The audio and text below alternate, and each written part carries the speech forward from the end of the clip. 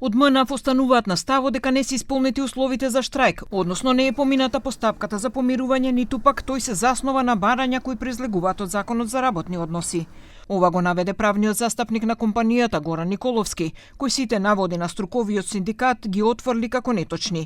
Истакна дека штрајкот го бара нелегитимен субјект, односно дека тој е само подружница, а не репрезентативен синдикат. Николовски рече дека одлуката на судот е праведна и наведе документ за известување за штрајкот на струков синдикат за контрола на летање кој го нарече празен лист хартија. Не знам дали од страна на ССКЛ ви беше доставено известувањето за организирање на штрајк. Во него не можете да прочитате ни едно право кое што бара да им биде заштитено. Значи, еве го тоа известување. Значи, не постои ни едно право.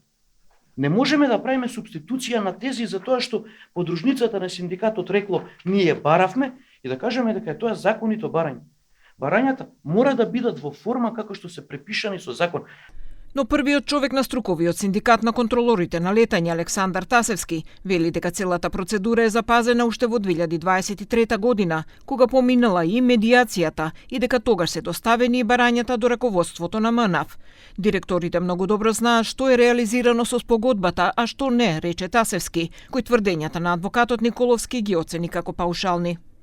Не. Ова е последното известување каде што се повикуваме на спогодбата која што подпишана во 2023 година помеѓу МНАФ и контрола на летање, каде што се точно дефинирани сите точки кои што ќе бидат реализирани од страна на директорите во соодветни временски рокови. Самите директори нека земат во архивата ако толку не се запознати, не верам дека стана збор дека не се запознати, ја знаат хронологијата и на настаните и ќе го најдат сите тие документи. Штрајкот на контролорите на летање беше закажан од 20 до 24 овој месец, но минатата недела граѓанскиот суд донесе одлука за забрана на штрајкот.